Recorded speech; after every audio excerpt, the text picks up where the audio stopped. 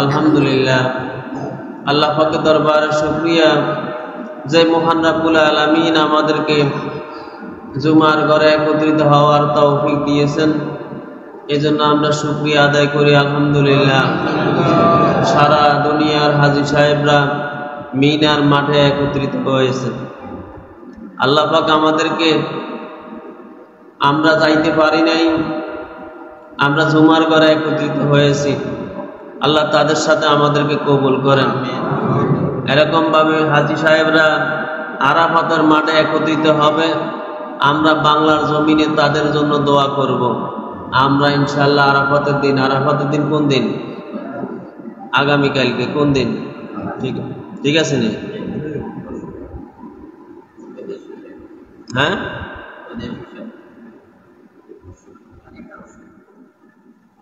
হজ কোন দিন? হ্যাঁ জি, আজকে জিলহজের 8 তারিখ, কালকে 9 তারিখ, সোমবারে 10 তারিখ।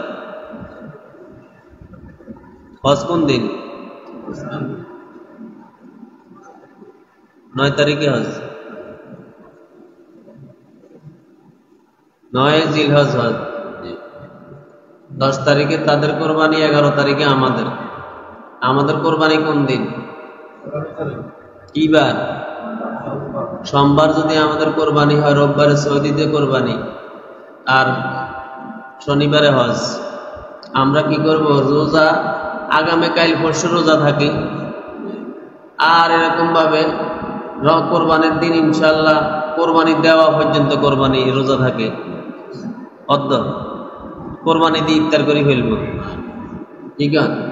জাকির সাহেব যে আমলের কথা বয়ান করেছে, আমরা এই আমলগুলা পালন করবো ইনশাআল্লাহ। কি কন?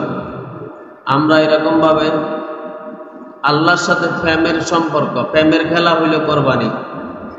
কিসের খেলা? প্রেমের খেলা। ইব্রাহিম আলাইহিস সালাতু ওয়াস সালাম পড়ে ফেলছে, ইন্না সলাতি ওয়া নুসুকি ওয়া মাহিয়ায়া ওয়া মামাতি লিল্লাহি রাব্বিল আলামিন। মানে কি? কাম সালাইছে আর দোয়া হইছে। আর আল্লাহ পাক বলতেছে, ও জিবরাইল তুমি কোথায়? তাড়াতাড়ি যাও, জান্নাত থেকে একটা দুম্বা নিয়া আমার বন্ধু ইব্রাহিমের সামনে, আমার বন্ধু ইব্রাহিম খলিলুল্লাহর সামনে শোয়াইয়া দাও, আর কৌশলে ইসমাইলকে কোলে নিয়ে আনো। কারণ ইব্রাহিম যেভাবে পাগল হয়েছে, আজকে জবান হইলে সোলাইল হালাই, বাঙালিয়া ভাষা কি নোয়াখালিয়া ভাষা, সোলাইল কি 2 ভাগ করে হেলাইব। আমার বন্ধু কোরবানিতে আমার পরীক্ষায় পাস, এই জন্য সে আমার ইব্রাহিম খলিলুল্লাহ হয়েছে, আমার বন্ধু হয়ে গেছে। ঠিক আছে? আমরা কিসে পাস?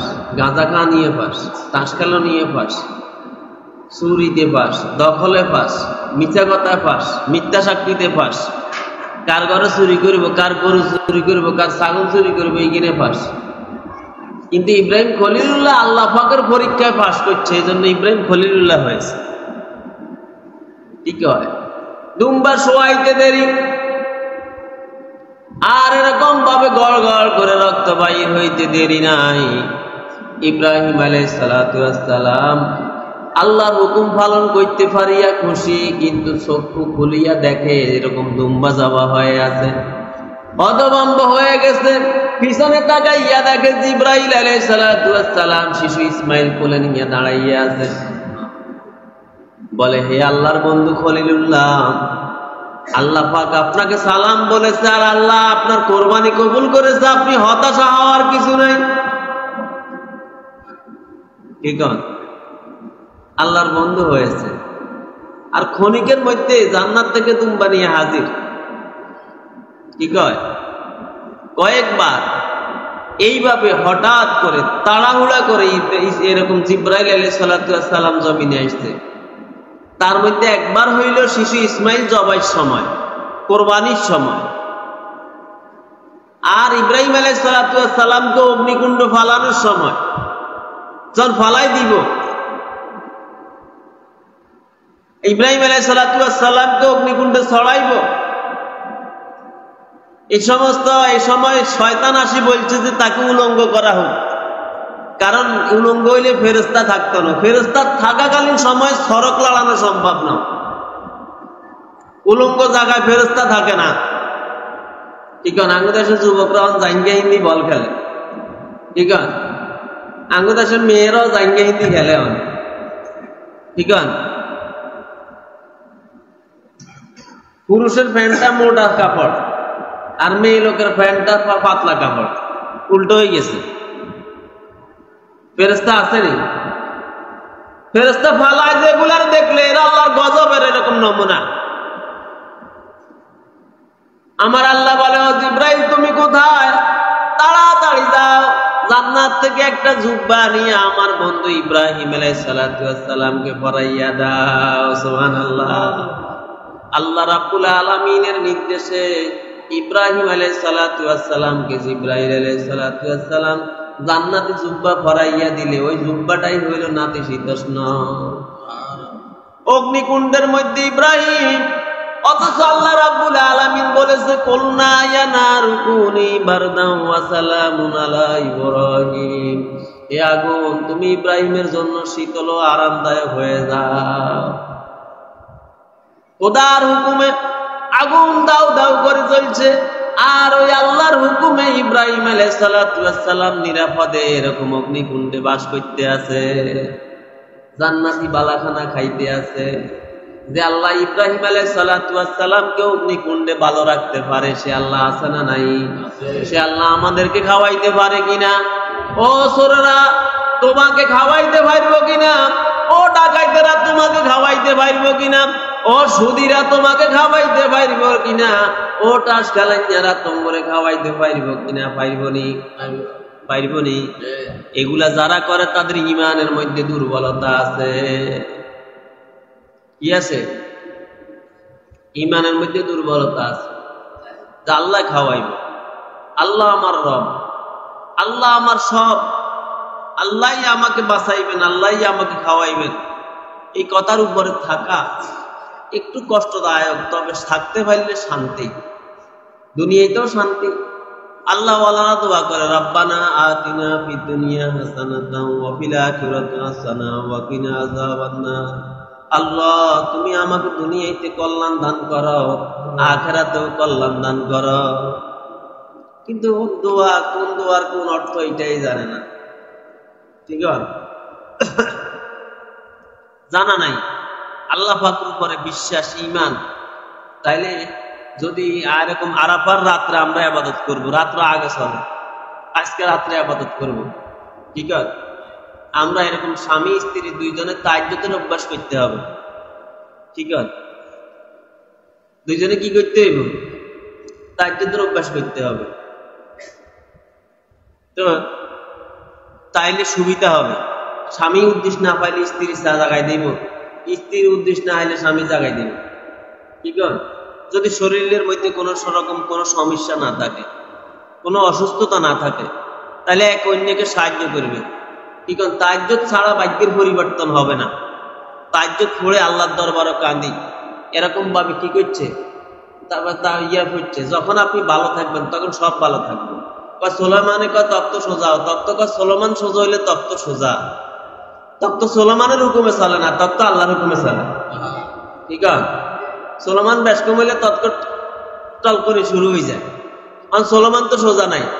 সোলেমান কদিন গাঁজা খায় না, শরীর বালা থা, মনও বালা থা। অন কি করে, সোলেমান আবার গাঁজা খানা শুরু করে দেয়, তখন মনও বালা নাই, রুজিও বালা নাই, অভাব অনটন, তখন বউর কথা ভালো লাগে না, স্ত্রীর কথা ভালো লাগে না, পাড়া প্রতিবেশীর কথা ভালো লাগে না। কারণ আল্লাহ তো সোলেমানের উপর বেজার হয়ে গেছে, অনেকবার কাছে ইয়ানো যাইয়ানো ধাক্কা খাইতে আছে, শুধু ডিসিম টিসিম চুরসিম মারতে আছে, গাইতে আছে, সইতে আছে। এই জন্য আমাকে খাঁটি তওবা করতে হবে। এরকম ভাবে কোরবানির আগে, হজের আগে, এই জুমায় শেষ জুমায় আমরা আজকে তওবা করব যে আমার জীবনে আর গাঁজা খাবো না, আমার জীবনে আমি বিড়ি সিগারেট খাবো না। কিছু লোক আইয়ে মুসাফা করে, ওরা আদন ছাড়া, বুঝেননি আপনারা কি খায়? একটা পারেন যেগুন বাদমার্কা গুণ খায়, হ্যাঁ, বড় লোকরা তো গেরানা লাগুন খায়। পুরা শরীরে কম, শুধু মুখের তন্ন। বিড়ির আগুন হলো দোজখের ধোঁয়া। দোজখেও ধোঁয়া আছে, বিড়িতেও ধোঁয়া আছে। বিড়িতেও আগুন আছে, দোজখেও আগুন আছে। কি খাইতেছে, কি করতেছে? দিনের বেলা এত হাঁটি হাঁটি গাঁজা খাইতেছে, গাঁজার গন্ধ তো দূরত্ব পাওয়া যাইতে আছে। আল্লাহকে তো ভয় করে না। প্রতি 40 জনের মধ্যে একজন আল্লাহওয়ালা আছে। তোমার আমার সমাজেও আছে আল্লাহওয়ালারা, তারা পরিচয় দেয় না আমাদের কাছে, কিন্তু তারা আমাদের মতো পাপিষ্ঠের দিকে তাকাইতে রাজি না। তা না হইলে সমাজ থাকতো না। কিন্তু কি করতেছে? চৌকিদার দফাদার দুনিয়ার আজ চালানোর জন্য সরকার বানায় রাখছে। কি কারণ? পুলিশকে সহযোগিতা করার জন্য, সামাজিক তথ্য দেওয়ার জন্য। আর আল্লাহ পাকেরও চৌকিদার দফাদার মেম্বার চেয়ারম্যান এমপি উপজেলা চেয়ারম্যান ভাইস চেয়ারম্যান বেকিন আছে, যারা কি করে আপনার আমার রিপোর্ট কি করে কালেকশন করে। আল্লাহ তাআলার কুদরতি ফেরেশতা আপনার আমার এই কাঁধের মধ্যে আছে, যারা আমাদের জীবন বৃত্তান্ত লিখতে আছে, আমাদের রিপোর্ট গুলা পাঠাইতে আছে। আমাদের খবর নাই, খবর আছে না? আপনি বিবাহ করেছেন, আপনি কি করেছেন? বিবাহ করেছেন, তাই বলে কি হালাল বোর সামনে আপনি কি করবেন? মা বাবার সামনে গলা চাবি ধরে বই থাকবেন না? কি করেন? শরম একটা আছে না? আসেনি? বুঝির সামনে মা বাপের গলা চাবি ধরে বই থাকে, একটা শরম আছে না? কিন্তু তোমার যদি বিশ্বাস থাকতো যে তোমার কান্দে ফেরেশতা আছে, তাইলে কি তুমি জেনা বেবিচার করতে পারতা? তাহলে তোমার বিশ্বাস নাই। তুমি গাঁজা খাইতে পারতে আছে, ফেরেশতা লিখতে আছে আমার জীবন। তুমি কি সুদ খাইতে পারতা? তুমি কি অন্যের উপর জুলুম করতে পারতা? তুমি কি রাইতের আন্ধারে আরেকজনের ঘরে টোয়াইতে পারতা? তুমি কি রাইতের আন্ধারে আরেকজনের বউকে মিস কল দিয়ে ঘরে ঢুকতে পারতা? আমি তো হাজির, মিস কল দিয়ে বুঝে। ঠিক আছে, এই জ্ঞান আমার হলো। রাইতের 12টা বাজে হুবনাল ঢুকে কিয়া, হুবনাল ঢুকে হাজি গান্ধী কিয়া, কত নাই তুই ডোকের মাইতে না হারি নাই। তুই বেটা লাইট না ডালা শেয়ার করো, তাতে কোষ নাই। কোন ডালা শেয়ার করস? কার ঘরে ঢুকোনার লাই? কি খুঁজতে চাও? আল্লাহর গজব তোমার কারণে পড়বে। আর এই দুনিয়ার গজব বন্যা যদি হয়, পীর সাহেবের ঘরও হানি হাঁদাইব, আর বদকারের ঘরও হাঁদাইব। এই দুনিয়াতে যদি তুফান আসে, টর্নেডো, সাইক্লোন, ভূমিকম্প আসে, আল্লাহ আল্লাহর ঘরও ভাঙবো, তোমার ঘরও ভাঙবো। কিন্তু কি করবে? হাসরের ময়দানে আল্লাহ রাব্বুল আলামিন বলবে যে তোমরা রুকুন যাও। তখন বেনামাজের ফিটকে কাট করে দেওয়া হইবে, তারা নিতে পারবে না। আর নামাজিরা সেজদায় চলে যাইবে, তখন বেনামাজির কেউ শোকান বাগো এখান থেকে। নামাজিদের সাথে থাকার অধিকার তোমার নাই, তুমি আউটে চলে যাও। আউট তো নাই, তোমার আর হিসাবের দরকার নাই, তুমি বিনা হিসাবে জাহান্নামের দিকে ভাগো। কি কারণ? ডাইনের গরু দেখছেন নি? তখনই ফেরেশতারা ডাইনের গরুর মতন বাঁধি হেলায় টানি টানি নি জাহান্নামে নিক্ষেপ করবে নাকি? ওলামায়ে কেরাম আর একটু গোছাই গাছাই করবে, আই কেন হারি না আর কি। ডাইন বাম করে ফেলবে, রাত্র দিন করে ফেলবে। দিন যেহেতু হয়েছে রাত্র হবেই, রাত্র যেহেতু হয়েছে দিন হবেই। হবে কিনা? কেন? 2 পকেটে টাকা ছিল, 22-এর তলে টাকা ছিল, 3-4 ব্যাংকে অ্যাকাউন্ট ছিল, আত্মীয় স্বজন সবার কাছে পাওনা টাকা ছিল। এখন সবাইকে দেয় না, কোনো পকেটে টাকা নাই। বাচ্চাকে 5 টাকা চকলেট কিনে দেওয়ার টাকা নাই। কেন আমার উপরে এই মুসিবত আসলো? আখেরাতে হবে নেকের অভাব। জেনাবে বিচার যত করব ততই অভাব বাড়বে, মিথ্যা যত চলবে ততই অভাব বাড়বে। এই দুনিয়াতে হচ্ছে টাকার অভাব করে দিব। এই দুনিয়াতে কিসের অভাব করে দিব? টাকার অভাব করে দিব। আর আখেরাতের নেকের অভাব করে দিব। তখন দুইখানে দুইটার জন্য ঠেকা থাকবে। কেন? আমি কেন কোরবানি আজকে দিতে পারবো না? আমি তো অনেক খুশা ছিলাম, এখন আমার এই অবস্থা কেন হইল? আমি তো বোন বাগিনাকে অনেক সাহায্য করেছি, পাড়া প্রতিবেশী বন্ধুর ছেলেকেও সাহায্য করেছি, এখন আমার ছেলেকে আমি বই কলম কিনে দিতে পারি না। কারণটা কোথায়? এর জন্য আমি দায়ী। আমি পাপ করেছি, আল্লাহ পাক আমার উপর একটা আযাব দিয়ে দিয়েছে। আমি কি তওবা করি এখনো আল্লাহর কাছে ফিরতে পারি না? যে আল্লাহ তুমি আমার অভাব দূর করে দাও, আল্লাহ তুমি আমার গুনাহকে ক্ষমা করে দাও, আমার অভাবকে দূর করে দাও, আমার অভাবকে দূর করে দাও, ঋণ নামক আযাব আমার থেকে উঠাইয়া নাও, আল্লাহ তুমি আমাকে ক্ষমা করে দাও। আমি গায়ের জোরে টাকার গরমে অনেক অত্যাচার করেছি, অনেক অবিচার করেছি, অনেক এরকম খারাপ আচরণ করেছি দেশবাসীর সাথে। আমি এরকম ভাবে আল্লাহ আমি অনেক অন্যায় করেছি, অপরাধ করেছি, আল্লাহ তুমি আমাকে মাফ করে দাও। কি কন পারবো না? ইনশাআল্লাহ রাত্রে উঠি এরকম আল্লাহর দরবারে কাঁদতে পারবো কিনা? ফজরের নামাজটা জামাতে পড়তে পারবো কিনা? ফজর ওয়াক্ত নাই, ফজর ওয়াক্ত নাই। এখন মসজিদ পুরা মানুষ, ফজর ওয়াক্ত কোথায় ছিল? সবার জন্য কি ফজর ওয়াক্ত ফজর নামাজ ফরজ ছিল না? এখন গাঁদা খাইতে না আইছেন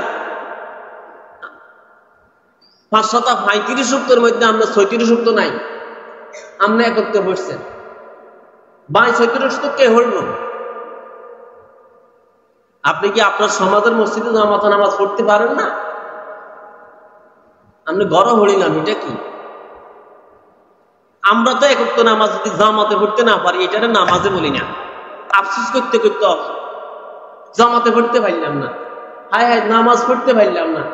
একদিন তাহাজ্জুদ পড়তে না পারলে সারাদিন আফসোস লাগে, কেন পড়তে পারলাম না? আমাকে আমার আল্লাহ ভালোবাসে না, এই জন্য আমারও সবাই রাখছে উড়ে নাই। এই আফসোস আমাদের মধ্যে কেন নাই? কেন আমরা আল্লাহকে ভালোবাসি না?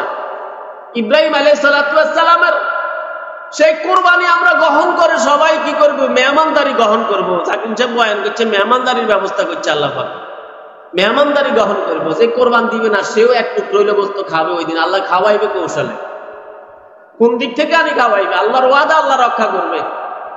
কিন্তু আমি তো ইব্রাহিম নবীর মতো আল্লাহর প্রেমিক হইতে পারলাম না।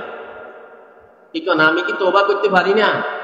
আস্তাগফিরুল্লাহ রাব্বি মিন কুল্লি যামবিন ওয়া আতুবু ইলাইহি লা হাওলা ওয়ালা কুওয়াতা ইল্লা বিল্লাহিল আলিয়্যিল আযীম, লা হাওলা ওয়ালা কুওয়াতা ইল্লা বিল্লাহিল আলিয়্যিল আযীম, লা হাওলা ওয়ালা কুওয়াতা ইল্লা বিল্লাহিল আলিয়্যিল আযীম। জুমার নামাজ পড়ে যাব, আসরের নামাজ পড়বো তো ইনশাআল্লাহ, মাগরিবের নামাজ পড়বো তো ইনশাআল্লাহ, এশার নামাজ পড়বো তো ইনশাআল্লাহ, ফজরের নামাজ পড়বো তো ইনশাআল্লাহ। মরি গেলে 6 ওয়াক্ত, জিন্দা থাকতে 5 ওয়াক্ত। কাফারা ক ওয়াক্ত ধরেন আপনারা? 6 ওয়াক্ত ধরেননি। কিনলে বিতির কি করেন? কারণ বিতিরটা একটু ব্যান রাখতে হতে হয় শেষ রাত্রে, মধ্যরাত্রে। কিন্তু আমরা তো অসহায়, দুর্বল, এই জন্য এশার লাগে হড়িয়ে লাই। কিন্তু যারা তাহাজ্জুদ পড়ে তারা ঠিক মতোই পড়ে। কি করেন? ঠিক আছে না? ইনশাআল্লাহ আল্লাহ পাক আমাদের সবাইকে আমল করার তৌফিক দান করেন, আমাদেরকে আগে আগে মসজিদে আসার তৌফিক দান করেন। যারা সুন্নাত পড়ি নাই ইনশাআল্লাহ।